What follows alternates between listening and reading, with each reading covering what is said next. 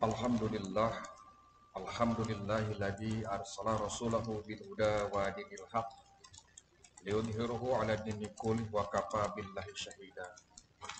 Asyhadu an la ilaha illallah wahdahu la syarikalah wa asyhadu anna Muhammadan abduhu wa rasuluh alladzi la nabiyya ba'da. Wa qala Allah ta'ala fil Qur'anil Karim, a'udzu billahi minasy syaithanir rajim. Ya ayyuhalladzina amanu ittaqullaha haqqa tuqatih wa la tamutunna illa wa antum muslimun. Alhamdulillah, puji syukur panjatkan kepada Allah Subhanahu wa taala karena pada pagi hari ini kita bisa berkumpul setelah melakukan kewajiban kita dalam konteks hablum minallah, melaksanakan sholat subuh berjamaah. Mudah-mudahan ini tidak hanya sekedar cerita yang akan dibuka oleh anak-anak kita di masa lalu, tetapi juga menjadi sebuah sejarah peletakan nilai bahwa kita adalah orang yang senantiasa taat kepada Allah dan menjunjung tinggi ibadah yang merupakan perintah Allah Subhanahu wa taala. Salawat dan salam semoga senantiasa tercurah kepada Nabi Muhammad SAW,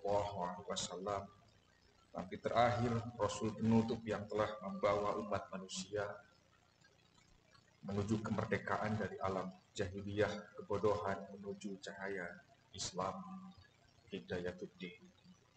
Dan sampai pada kita sekarang berada pada kehidupan yang terang benderang oleh hidayatuddin, dinul Islam yang Allah ridhoi.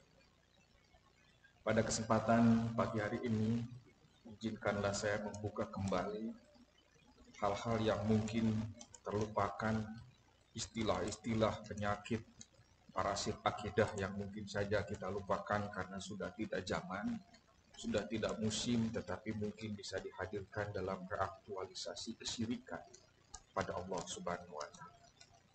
Istilah itu kita kenal dalam istilah agama yang disebut dengan tatoyur. Tatoyur atau iyaroh secara bahasa diambil dari bahasa toib yang artinya burung.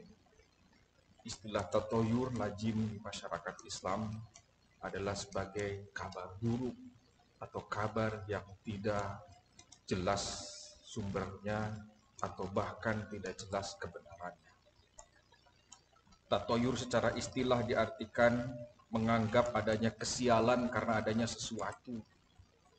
Adanya kesialan, ada sesuatu. Misalkan dalam istilah orang Sunda itu ada totonden, kila-kila, tanda-tanda. Kalau ada kupu-kupu coklat masuk ke rumah, itu tandanya sebentar lagi kita akan kedatangan tamu. Kalau ada burung gagak yang terus berteriak-teriak di dekat rumah atau di seputar kampung, itu tandanya sebentar lagi di kampung ini akan ada kematian. Dan karena burung gagak tidak mau jauh dari kampung kita inilah, kemudian ada orang yang mati. Itulah kira-kira tatoyur secara istilah adalah percaya menganggap sial karena adanya sesuatu. Tiba-tiba tangan kiri berkernyit, oh tandanya kita akan mendapatkan uang. Atau tangan kanan berkernyit, tandanya kita akan mendapatkan kesialan. Nah, kesialan itulah zaman dulu memang lazim di masyarakat kita menjadi semacam yang disebut dengan totonden atau kila-kila atau tanda-tanda bahaya yang datang menyerupai suara-suara ataupun menyerupai getaran-getaran atau tanda-tanda yang diyakini dalam tubuh manusia. Hadirin yang dimuliakan oleh Allah Subhanahu wa taala, menurut Syekh Muhammad bin Shalih Al-Utsaimin, tatoyur adalah menganggap sial atas apa yang dilihat, apa yang didengar, atau yang diketahui. Seperti yang dilihat yaitu melihat sesuatu yang menakutkan, yang didengar seperti mendengar suara burung-burung, karena burung gagak itu biasanya dianggap sebagai burung pembawa sial. Jadi tidak ada seorang pun yang memelihara burung gagak di rumahnya, apalagi burung hantu ya. Bila kalau buat disada di pipir imah itu tandana bakal aya bahaya. Adapun penyadaran suatu hal atau penyandaran suatu hal dengan berhubungan satu kejadian untuk kejadian yang lain tidak memiliki hubungan sebab akibat dan hanya merupakan tahayul semata. Itulah yang disebut dengan tatoyur. Artinya menghubungkan satu hal, misalnya dulu kalau ada gerhana di zaman Rasulullah, bahkan gerhana itu dikaitkan dengan kewafatan atau kelahiran seseorang. Maka turun hadis bahwa gerhana matahari dan gerhana bulan itu adalah tanda-tanda kekuasaan Allah. Tidak ada hubung kaitnya sama sekali dengan peristiwa yang terjadi kematian seseorang ataupun kelahiran seseorang. Hadirin yang dirahmati Allah Subhanahu wa taala, mengenai keyakinan bahwa tatoyur itu sesuatu yang menganggap sial karena terjadinya sesuatu di tanda-tanda alam atau tanda-tanda dalam diri. Allah Subhanahu wa taala berfirman dalam surat Al-A'raf ayat 131, "Ala innama ta'iruhum indallah walakin aktsaruhum la ya'lamun." Ketahuilah sesungguhnya kesialan mereka itu adalah ketetapan Allah. Akan tetapi kebanyakan mereka tidak mengetahui.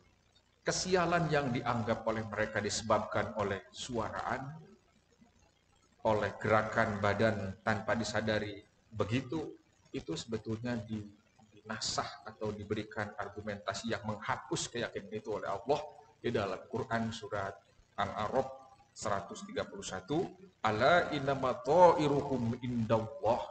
Sesungguhnya kesialan yang mereka alami itu adalah karena ketentuan Allah, bukan karena suara burung, bukan karena adanya kupu-kupu, atau bukan karena ada tanda-tanda lain yang kemudian dinisbatkan atau disandarkan kepada perbuatan tahayul itu. Syekh Abdurrahman berkata, Ibnu Abbas radhiyallahu anhu berkata, kesialan mereka yaitu apa yang ditakdirkan kepada mereka oleh Allah. Dalam satu riwayat, kesialan mereka adalah di sisi Allah, dan darinya maksudnya kesialan mereka adalah dari Allah disebabkan kekafirannya dan keingkarannya mereka terhadap ayat-ayat Allah dan Rasulnya. Itulah menganulir kepercayaan itu dengan ayat Allah dan tafsir dari para sahabat. Selanjutnya Allah Subhanahu wa taala berfirman dalam surat Yasin ayat 19. Qalu ta'iruhum ma'akum ayydzukirtum bal antum qaumun musrifun. Utusan-utusan itu berkata, para malaikat, kemalangan kamu adalah karena kamu sendiri. Penderitaan atau kesialan yang kamu lakukan karena kamu sendiri. Apakah jika kamu diberi peringatan dengan diberikan kesialan bernasib malang, sebenarnya kamu adalah kaum yang melampaui batas. Jadi perbuatan tatayur ini perbuatan yang melampaui batas, melampaui kewenangan Allah Subhanahu wa taala. Hadirin yang dimuliakan Allah Subhanahu wa taala, Syekh Abdurrahman bin Hasan menjelaskan bahwa relevansi kedua ayat dalam masalah tatayur adalah tatayur berasal dari perbuatan orang-orang jahiliyah dan orang-orang syirik. Makanya tadi di awal saya juga mengemukakan tatayur ini mungkin di zaman modern sudah tidak ada. Sudah tidak lagi diyakini, sudah lagi tidak jadi sistem keyakinan dalam masyarakat kita, tetapi bisa jadi sisa-sisanya atau dalam versi yang lebih baru, yang lebih modern ada. Apa itu? Ya percaya pada kesialan. Misalnya, oh ini mobil kita tiba-tiba mogok, ini karena kamu tadi melakukan sesuatu ya, karena kamu meninggalkan anu ya, lain sebagainya. Itu juga adalah tatayur. Kesialan yang disebabkan pada suatu kejadian atau peristiwa, itulah yang disepakati oleh para ulama sebagai bentuk tatayur. Rasulullah SAW bersabda dalam sebuah hadis, An Anasin anna Nabiyya sallallahu alaihi wasallam qala la adwa wala tiyarata wa yajibunni al-fa'lu as-solihu wal fa'lu as-solihu al-kalimatul hasanatu. Muttafaqun alaih. Dari Anas radhiyallahu anhu bahwa Rasulullah sallallahu alaihi wasallam bersabda, tidak ada keyakinan bahwa penyakit itu datang sendiri dan tidak boleh bersikap tiaroh atau ya, penyakit itu datang karena tiba-tiba ada gara-gara ada burung di dekat pohon nangka di halaman kita, maka kita menjadi gatal-gatal. Itu maksudnya hadis ini begitu. Bahwa sesuatu mereka diberikan penyakit, tentu secara medis, secara biologis, atau secara pendekatan rasional, karena mungkin dia lupa cuci tangan, kemudian dia memasukkan sesuatu ke dalam mulutnya makan, dan itu terjadi keteledoran kita dalam menjaga kebersihan, ada kuman yang terbawa, itu bisa jadi seperti itu. Namun inilah kehilapan kita sebagai manusia, keterbatasan kita sebagai manusia. Kita tersandung batu, misalnya di jalan sedang berjalan ke masjid, kita anggap bahwa wah ini tanda-tanda sesuatu yang akan menimpa keburukan pada diri kita. Padahal sesungguhnya yang harus kita salahkan adalah kekurang berhati-hatian kita dalam berjalan. Kita tersandung, kan siapa yang disalahkan? Orang lain yang menaruh batu, orang lain yang menaruh kayu, sehingga kita tersandung misalnya. Padahal kalau kita hati-hati dalam berjalan, ada batu, ada kayu, ada lubang di situ, pasti kita tahu. Itu maksudnya. Jadi kesialan yang menimpa diri bukan karena disebabkan oleh sesuatu yang di luar diri kita. Itu adalah Allah yang memberikan semacam konsekuensi karena kita tidak hati-hati, kita tidak memelihara kesehatan, kita tidak menjaga diri, kita mungkin makan tidak diatur, minum tidak ada aturannya, kita punya penyakit, misalnya sesuatu di dalam diri kita, dan kita tidak boleh menurut ilmu kesehatan untuk memakan atau minum itu. Kemudian kita, ya istilahnya, sekali-kalilah, mungkin tubuh ini sudah kebal dengan hal-hal itu. Dokter itu kadang juga tidak selalu benar. Itu kelalaian, dan akhirnya timbullah penyakit. Gambaran hadis muttafaqun alaih itu menggambarkan demikian, bahwa penyakit itu tidak datang dengan tiba-tiba, atau dibawa oleh suara-suara gaib, atau disandarkan pada suara-suara makhluk Allah yang lain, burung dan sebagainya. Hadirin rahimakumullah, Allah Subhanahu wa taala berfirman di dalam Quran surat Al-A'raf ayat 131, "Faida ja'athumul hasanatu qalu lana hadihi wa in tusibhum sayi'atun yutayyaruhu bi Musa wa man ma'ahu ala innama ta'iruhum indallah walakin aksaruhum la ya'lamun." Kemudian apabila datang kepada mereka kemakmuran, mereka berkata, ini disebabkan usaha kami. Kita kaya ini kan karena kita berusaha tidak pernah berhenti. Kita makmur ini karena kita memang orang yang suka bekerja. Di situ Allah dinihilkan perannya. Kita mendapatkan sesuatu itu biidznillah, karena izin Allah. Karena Allah ridho kepada kita untuk menitipkan sesuatu. Kalau saya tidak diberikan kekuatan oleh Allah Subhanahu wa taala, tidak mungkin saya mendapatkan ini semua. Karena saya atau kita la haula wala quwata illa billah. Itulah yang tauhid. Itulah yang tidak melepaskan Allah dalam sesuatu yang kita dapatkan. Nah, orang-orang kafir penentang Nabi Musa dulu, kalau mereka mendapatkan kemakmuran, maka ia menepuk dadanya sendiri. Ini karena aku. Itu zaman Fir'aun, zaman Nabi Musa. Di zaman sekarang modelnya ya, wah kalau tidak ada saya, masjid ini sudah nol. Kalau tidak ada saya, mungkin masjid ini sudah tidak ada jemaahnya. Nah, itu adalah model baru dari apa yang diungkapkan oleh ayat ini. Jadi, faida ja'athumul hasanatu qalu lana hadi. Apabila ada kebaikan yang datang, yang ia terima, yang ia dapatkan, ini adalah hasil usaha. Ada keburukan yang terjadi, menimpa dirinya. Wah, ini gara-gara si anu. Gara-gara dia ini kurang tanggung jawab nih. Begitu. Kira-kira gambaran yang digambarkan oleh Al-A'raf 131 ini demikian orang-orang kafir. Wa inna sibhum sayi'atun yutayyaru bi Musa. Tetapi apabila mereka ditimpa takdir yang buruk, keburukan, maka ia menyalahkan, melemparkan sebab kesialan itu kepada Nabi Musa. Ini sekali lagi cerita dulu di dalam Al-Quran, tetapi bisa jadi terjadi di saat ini. Jika datang sesuatu yang baik ke masjid ini, nah ini gara-gara saya. Ini saya yang melakukan, ini saya yang menjadi jembatan. Ada sesuatu yang buruk, nah ini pasti si Anu nih. Nah begitu. Menyalahkan Nabi Musa dan orang-orang yang bersamanya, orang-orang beriman. Ala inama ta'iruhum indallah. Bahwa sesungguhnya keburukan itu di sisi Allah. Walakin aksaruhum la ya'lamun. Tetapi mereka tidak tahu. Dalam ayat sebelumnya bahwa keburukan itu disebabkan karena diri kita. Dan Allah memberikan konsekuensi saja. Dalam kepercayaan orang Sunda itu, pepatah bukan kepercayaan, ada istilah melak bonteng mau jadi cabe, melak cabe mau jadi bonteng. Itu sebetulnya bahasa yang kirata atau bahasa sekarang anak-anak itu cocokologi, artinya melak goreng mau jadi goreng, mau jadi hade, dan melak hade mau jadi goreng. Istilahnya begitu.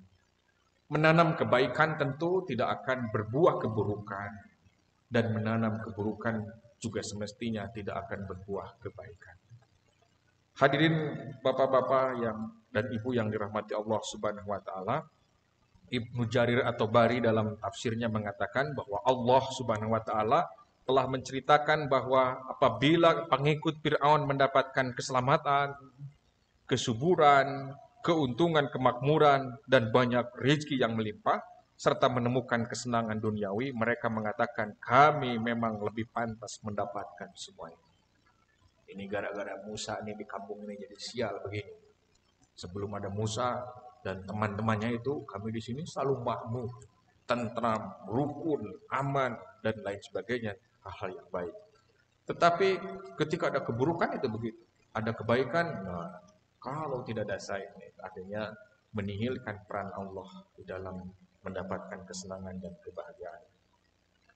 Hadirin kaum muslimin rahimakumullah, lalu apa bahaya mempercayai tatoyur bagi kita? Tadi itu kan cerita-cerita yang didukung oleh Quran dan hadis. Cerita lalu zaman Fir'aun, zaman yang mungkin jauh dari peradaban modern seperti ini, tatoyur itu sudah nggak diyakini kita itu. Tetapi kalau memang terjadi seperti yang digambarkan oleh Quran dan hadis tadi, apa bahayanya bagi kita? Kaum muslimin rahimakumullah, sesungguhnya tatoyur adalah perbuatan yang dapat merusak tauhid kita. Bahkan bisa jadi membatalkan keislaman kita. Ini yang bahayanya. Perkara sepele hanya mempercayai secara turun-temurun suara gagak sebagai suara kesialan, sebagai tanda akan terjadi kematian di sekitar kita, tetapi itu bisa jadi membatalkan keimanan kita. Ini dapat merusak tauhid karena ia termasuk kesyirikan. Terdapat dalam riwayat dari Ibnu Mas'ud radhiyallahu anhu secara marfu di sini, at-tiyaratu syirkun.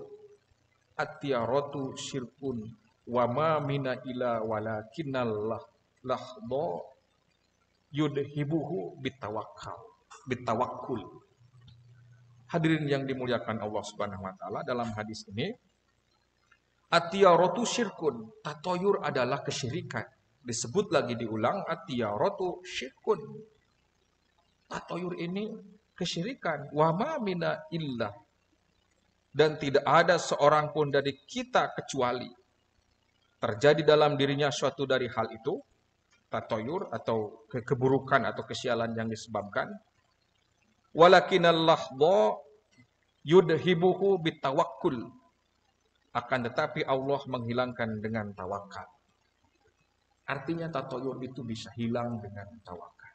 Sesuatu yang terjadi pada kita, misalkan keburukan, musibah, atau bencana yang menimpa keluarga. Ya Allah, ini semua adalah ujian.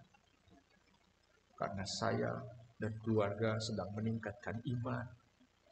Sementara Engkau berpesan tidak mungkin orang yang beriman itu tidak diuji oleh Allah Subhanahu wa taala. Inilah bentuk tawakul atau tawakal. Saya akan berikhtiar sekuat tenaga dan semampunya untuk menghindar dari bencana ini, dari kesulitan ini, untuk lepas dari beban yang buruk ini. Tetapi saya dan aku dan keluarga tidak mungkin bisa kecuali atas Engkau. Aku hanya bisa ikhtiar kecil dari semua yang engkau timpakan. Selebihnya adalah kekuasaanmu dan kehebatanmu yang akan mengangkat dan menyelamatkan keluarga kami dari keburukan ini. Itu bentuk tawakul. Tawakul itu mewakilkan kepada Allah. Karena Allah yang akan maha mengangkat segala beban kita. Hari ini kita sudah lama dirundung musibah misalnya. Muncul wabah yang sebelumnya tanpa kita prediksi. Tidak ada dalam pembicaraan kita sehari-hari. Tiba-tiba Allah menurunkan satu virus yang namanya virus corona atau COVID-19. Yang membuat perubahan dalam tradisi kehidupan kita, tradisi ibadah kita, tradisi sosial kita. Itu semua dilakukan karena tawakul. Kita hanya berikhtiar. Memakai masker ini bukan pengamanan yang ampuh, bukan tameng yang kuat, tetapi sebagai tawakul kepada Allah Subhanahu wa taala berdasarkan ilmu yang diberikan oleh Allah kepada kita. Apalagi kalau yang kita takutkan itu kematian.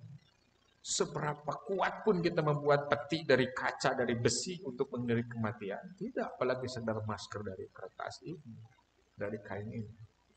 Namun, kenapa kita lakukan tawakul? Kita berusaha sekuat tenaga, semaksimal mungkin, selebihnya kita wakilkan kepada Allah keputusannya. Itulah yang dicintai oleh Allah. Maksudnya adalah Allah Subhanahu wa taala menyukai, menjadikan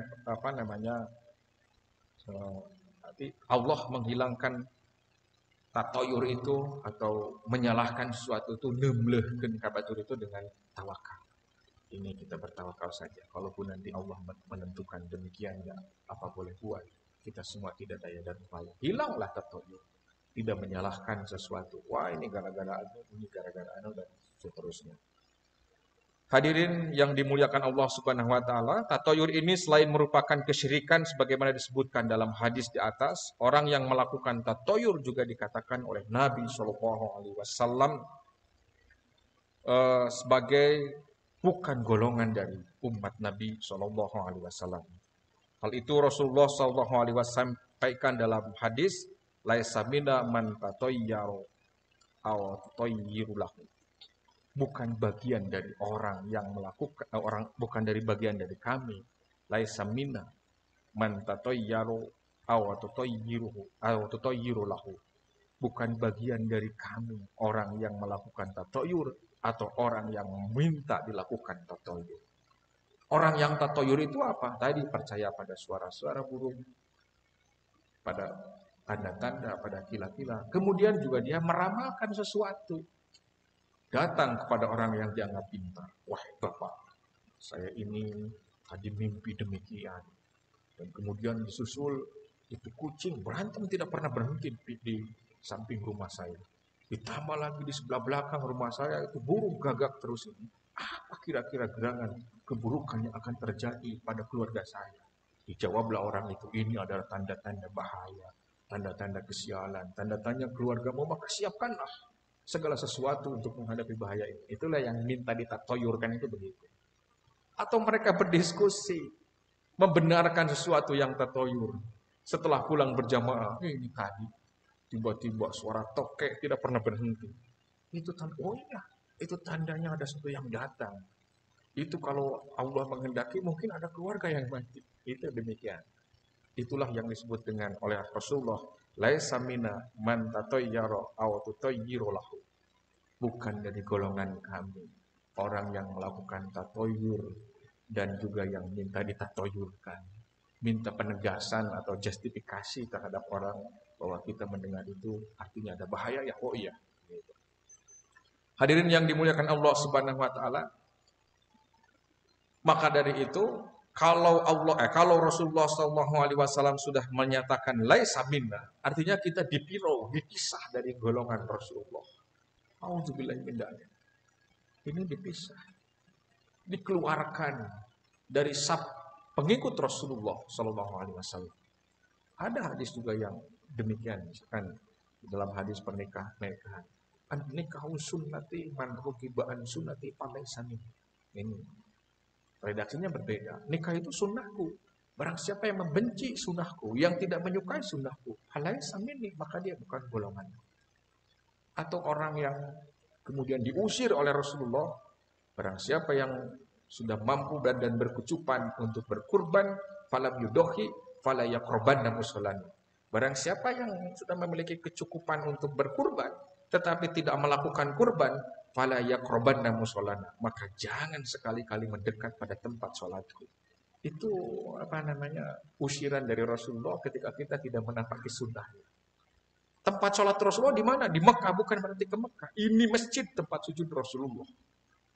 Ya kan Rasulullah juga belum pernah ke sini, boro-boro.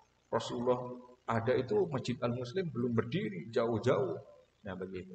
Tetapi ketika kita sholat, kita mengikuti Rasulullah SAW. Sallu kama ra'aitumuni usolli. Dari mulai kita takbir, ya Allah, dalam hati kita beginilah cara Rasulullah SAW. Karena sholat itu menurut sumber yang saya dapatkan adalah as-sholatu fil lugha ad-doa. Salat dalam bahasa itu adalah artinya doa. Wa fil istilah, dan menurut istilah syarat terminologi, muftatahatun bitakbir wa muftatamatun bitaslim. Itulah definisi salat. Maka aku akan lakukan ini. Maka ketika Rasulullah mengusir walayak falam yaqrabana musallana, janganlah kau mendekati tempat salatku. Bukan mihrab yang di Makkah sana tempat Rasulullah sholat, tapi di seluruh dunia, bahwa yang namanya sholat itu adalah tempatnya Rasulullah SAW, caranya Rasulullah SAW. Jadi bahaya tatoyur itu laisa mina man tatoyyaro aw tutoyyaro lahu. Itu adalah pemisahan, menyapih, membedakan, mengusir sekali lagi artinya. Hadirin yang dimuliakan oleh Allah Subhanahu wa taala, dari Abdullah bin Amr radhiyallahu anhu, ya berkata Rasulullah sallallahu alaihi wasallam bersabda, "Man raddathu at-tiyaratu minal hajatin faqad asroka." Qala, "Ya Rasulullah, ma kafaratu dzalika?" Barang siapa mengurungkan niatnya karena tiaroh, maka ia telah berbuat syirik. Mengurungkan niat. Saya ini mau pergi ke Jakarta, tapi tiba-tiba tangan kiri, kelopak mata kiri berkerut. Ini tandanya ada sesuatu yang bakal terjadi. Gak jadi karena ini pasti akan ada musibah yang menimpa. Karena berkeringat tangan atau kelopak mata berkeringat. Maka kata Rasulullah, man raddathu tiyaratu min hajatin faqad asyraka. Barang siapa yang membatalkan keperluannya karena tatoyur, karena tiaroh, faqad asyraka, sungguh dia telah musyrik kepada Allah Subhanahu wa taala. Ini bahaya. Ini statement, ini penghakiman. Barang siapa yang membatalkan hajatnya karena tatoyur, dia mau datang ke masjid, tapi tiba-tiba di pohon dekat rumahnya ada suara burung, nggak jadi ini. Pasti kalau saya keluar akan terjadi musibah pada saya, akan terjadi kesialan pada saya. Faqad asyraka, sungguh dia telah musyrik. Syirik pada Allah Subhanahu wa taala. Apa syirik itu? Syaraka, mensyirikatkan, tidak tawakal kepada Allah. Tidak percaya kepada Allah Subhanahu wa taala, dan dia percaya kepada tanda-tanda alam yang kemudian diyakini sebagai pembawa kesialan. Bagaimana hukumnya bagi orang yang syirik? Innallaha la yaghfiru ayyushraka bihi. Sesungguhnya Allah tidak akan mengampuni orang yang berbuat syirik kepadanya. Dalam ayat lain, wa id qala Luqmanu li ibnihi wa huwa ya'iduhu ya bunayya la tusyrik billah inna syirka la dzulmun adzim. Wahai anakku, la tusyrik billah. Jangan sekali-kali kamu syirik kepada Allah Subhanahu wa taala. Inna syirka la dzulmun adzim. Sesungguhnya syirik itu adalah kedoliman yang sangat besar atau kesesatan yang teramat dalam. Dalam istilah diterjemahkan dengan bahasa Sunda itu kapoekan kacida pisan mau klengna, kesesatan yang tiada berujung, kira-kira begitu. Hadirin, selanjutnya tatoyur menafikan dan meniadakan tauhid dari dua segi. Tadi di awal saya menyebut tatoyur itu pembatal keimanan. Tatoyur itu pembatal keislaman. Dan tatoyur itu menafikan atau meniadakan tauhid dari dua sisi. Yang pertama, orang yang bertatoyur tidak memiliki rasa tawakal kepada Allah dan senantiasa bergantung kepada selain Allah. Mengingkari janjinya ketika dia membaca surat Al-Ikhlas. Allahus Samad. Allah tempat berlindung, bergantung segala sesuatu. Iyyaka na'budu wa iyyaka nasta'in. Hanya kepadamu ya Allah aku beribadah dan kepadamu aku minta pertolongan. Tetapi syirik dilakukan. Ini saya tidak bisa atau belum bisa memberikan gambaran bagaimana tatoyur di masa modern terhadap teknologi, terhadap apa. Karena ini urusannya adalah urusan keyakinan. Maka modernisasi keyakinan biasanya hanya fasilitasnya saja. Substansinya tetap. Substansinya adalah tetap. Yang kedua, ia bergantung kepada sesuatu yang tidak ada hakikatnya dan merupakan sesuatu yang termasuk tahayul dan keraguan-raguan. Ibnu Qayyim menuturkan orang yang bertatoyur itu tersiksa jiwanya. Bayangkan tidak tersisa bagaimana mendengar suara burung ya takut dan tersiksa. Bergernyit tangan kiri ya was-was. Berkedip-kedip kelopak mata sebelah kanan ya was-was karena ia meyakini ada bahaya yang akan datang. Jadi tidak mau ke masjid. Karena tanda-tanda kernyit ini tanda-tanda celaka yang akan menimpa diri. Kemudian mereka menjadi orang yang paling penakut, paling sempit hidupnya dan paling gelisah jiwanya. Banyak memelihara dan menjaga hal-hal yang tidak memberi manfaat dan madorot kepadanya. Tidak sedikit dari mereka yang kehilangan peluang dan kesempatan untuk berbuat kebajikan. Inilah tauhid batal dari dua sisi karena dia tatoyur. Pengharaman tiaroh atau tatoyur didasarkan pada beberapa hal. Yang pertama, dalam tiaroh terkandung sikap bergantung kepada selain Allah. Bergantung kepada selain Allah itu hukumnya asyirku, syirik. Kemudian yang kedua, tiaroh melahirkan perasaan takut, tidak aman dari banyak hal dalam diri seseorang. Sesuatu yang pada gilirannya menyebabkan kegoncangan jiwa yang dapat mempengaruhi proses kerjanya sebagai khalifah di muka bumi. Ini gara-gara tahayul kita menjadi kehilangan kepemimpinan. Ini orang tidak memiliki kekuatan, pikiran, iman, dan lain sebagainya karena tidak aman. Rasa tidak aman. Padahal Pak, yang namanya iman itu adalah sepadan dengan kata aman. Dan orang yang beriman pasti tentram. Karena keamanan itu mungkin bisa diamati, misalnya pagar dikunci, pintu rumah dikunci. Artinya mobil yang berada di pekarangan rumah aman. Karena pagarnya dikunci, garasinya dikunci, kuat kuncinya. Kemudian gerbang yang mau masuk ke komplek ini juga dikunci. Aman kan secara unsur-unsur keamanan. Dan karena keamanan itu melahirkan ketentraman. Tentram, artinya tenang gitu. Mau tidur ya tenang. Berbeda dengan pintu belum dikunci, anak belum datang, motor masih di luar, mobil juga masih di luar. Kita tidak aman, tidak tentram. Nah, keimanan itu sejatinya melahirkan ketentraman. Melahirkan nafsul mutmainah, ketenangan. Dan orang yang tenang karena iman tadi dipanggil oleh Allah. Ya Tuhan nafsul mutmainah, irji'i ila rabbiki radiyatan mardiyah. Fadkhuli fi ibadi wadkhuli jannati. Yang tenang, Pak. Yang dipanggil itu apa? Karena ketenangan itu dari iman.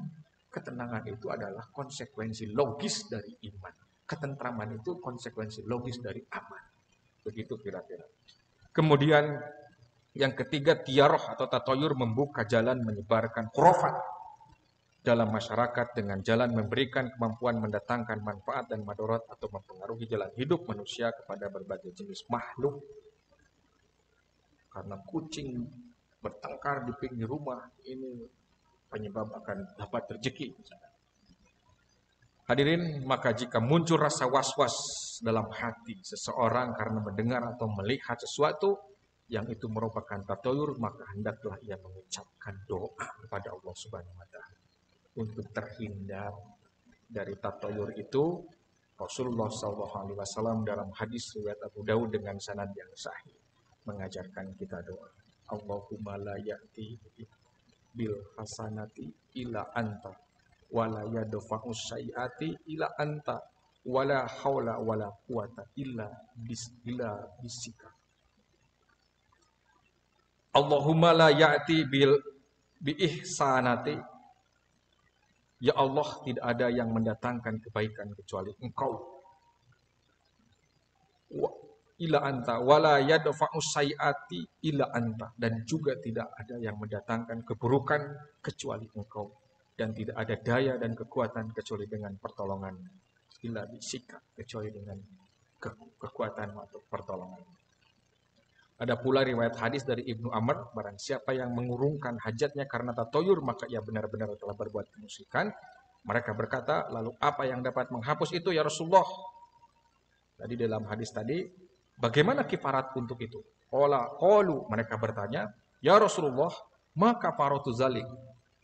Bagaimana untuk menghindari itu? Qala ayyakula ahadukum Allahumma la khaira illa khairuka. Ini doa yang lain, Allahumma la khaira illa khairuka wala tayra illa tayruka wala ilaha ghairuka. Itu doa-doa dari Rasulullah dalam hadis.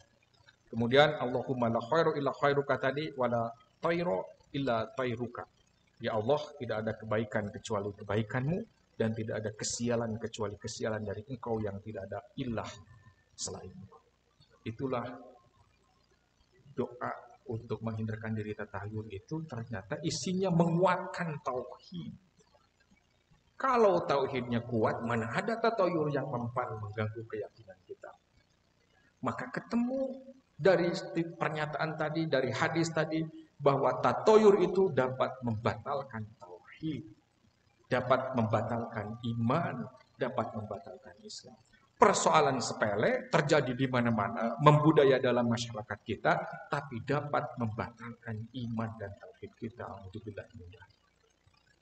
Maka dalam hadis yang lain, Rasulullah memerintahkan, faidah hasadta fastaghfirillah. Apabila kamu hasad, dolim, dengki kepada orang lain, fastaghfirillah, beristighfar kepada Allah. Wa idza tatoyarta abdi, dan apabila kamu tatoyur, tiaroh, percaya pada hal-hal yang tidak jelas, abdi, lawan. Contoh, di dalam kepercayaan masyarakat Sunda, jangan menikahkan anak di bulan Sapar, karena bulan Sapar itu adalah bulan kawinnya, mohon maaf, anjing, kawin anjing, tidak boleh. Padahal Rasulullah dalam sebuah riwayat menikah dengan Siti Aisyah radhiyallahu anha itu adalah bulan Syawal. Faidah tatoyarta, apabila demikian, lawan famdi, lawan. Biasanya nikah itu bulan Maulid, bulan Zulhijjah, itu kan banyak orang yang hajat kan ya Pak ya. Kita sedikit yang datang, oh ini kalau 200.000, ini kita jatahkan nih untuk menemui undangan itu ada 200.000 budgetnya. Karena ada 2 orang kita undang, dipotong aja dari 100.000, ke sana 100, ke situ 100, kan kecil Pak. Maka faidah tatoyarta, lawan. Tatoyur terus dilawan.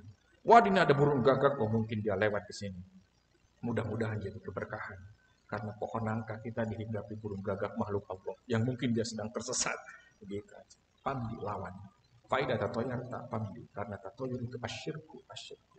Demikian yang saya sampaikan. Tentunya hal ini menjadi tidak informatif bagi bapak-bapak, karena bapak-bapak dan ibu sudah mengetahui hal ihwal ini. Namun saya sekedar mengulas atau sekedar untuk pada guru-guru saya, pada orang tua saya di tempat ini, bahwa saya insya Allah orang yang bapak-bapak percaya menjadi generasi yang akan terus membicarakan kebaikan, insya Allah. Mudah-mudahan Allah memberi hidayah pada kita semua. Akhirnya kita berharap kepada Allah Subhanahu wa taala, semoga Allah Subhanahu wa taala menetapkan hidayah dalam diri kita ini, seperti Allah menentukan matahari yang konsisten terbit dari sebelah barat dan gelam sebelah timur. Allahumma nawwir qulubana bin nuri hidayatika kama nawartal ardu bin nuri samsika abadan bi rahmatika ya arhamar rahimin. Allahumma inni a'udzubika minal hammi wal hazani wa a'udzu bika minal ajzi wal kasali, wa a'udzu bika minal jubni wal bukhli, wa a'udzu bika min ghalbati daini wa qahri rijali. Rabbana hab lana min ladunka rahmatan innaka antal wahhab. Rabbana atina fid dunya hasanah wa fil akhirati hasanah wa qina adzabannar. Aqulu qouli hadza wa astaghfirullah li wa lakum walhamdulillahi rabbil alamin. Wassalamu alaikum warahmatullahi wabarakatuh.